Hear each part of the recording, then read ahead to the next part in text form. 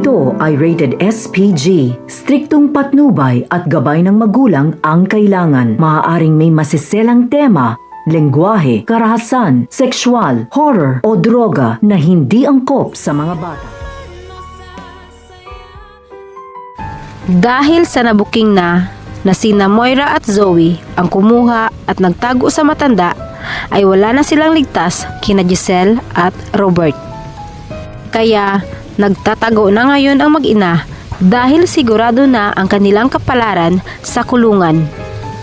Lalo na si Zoe na kinakain na ngayon ng kanyang konsensya dahil sa nagawa sa matanda.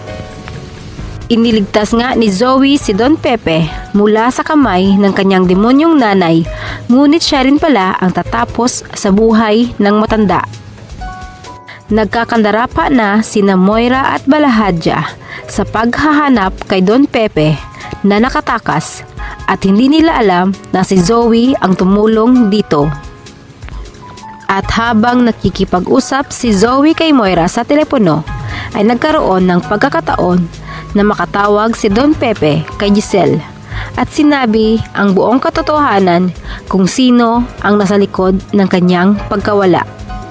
Hindi alam ni Don Pepe na narinig ni Zoe ang kanyang pagsumbong, kaya kinumpronta niya ang matanda at iyon ang naging dahilan ng kanyang katapusan. Hindi sinasadyang na itulak siya ni Zoe at nahulog sa tulay. Nataranta si Zoe sa nangyari sa kanyang lolo, kaya humingi ito ng tulong kay Carlos.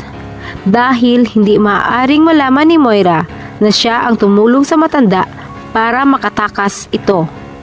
Umiiyak siyang nagpapaliwanag na nagtalo sila ng matanda at hindi niya sinadyang na itulak ito at nahulog sa tulay.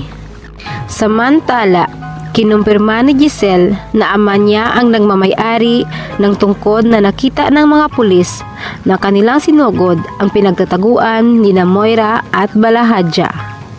At ngayon ay sobra-sobra na ang pag-aalala ni Giselle para sa ama dahil hindi ito nakita ng mga pulis, ngunit nagawa pa nitong tumawag sa kanila.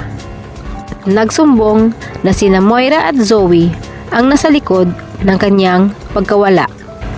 At ngayon, hindi na nila makontak at wala silang alam na nasa panganib na ang buhay ng kanilang ama.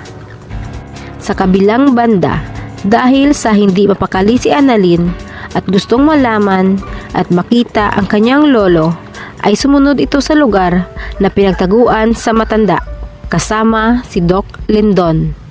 Dahil maraming tao sa tulay kung saan sila dumaan, ay huminto sina Annalyn at Doc Lindon para makiusyuso kung ano ang nangyayari.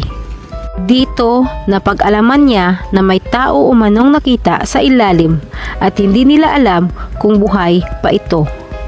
Biglang kinabahan si Annalyn kaya gusto niyang makita at makumpirma ang kanyang hinala. Napanghinaan bigla ng loob ang batang doktor nang makita ang kanyang lolo Pepe na buhat-buhat ng mga tao. Hindi makapaniwala si Annalyn na makikita niya ang kanyang lolo sa ganoong sitwasyon at napadasal na lamang ito na sana ay huwag munang kukunin sa kanila ang matanda. Makakaligtas pa kaya si Don Pepe?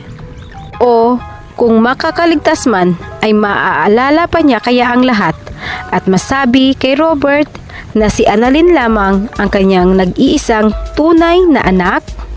Atin lamang aabangan dito lamang sa Abot Kamay na Pangarap.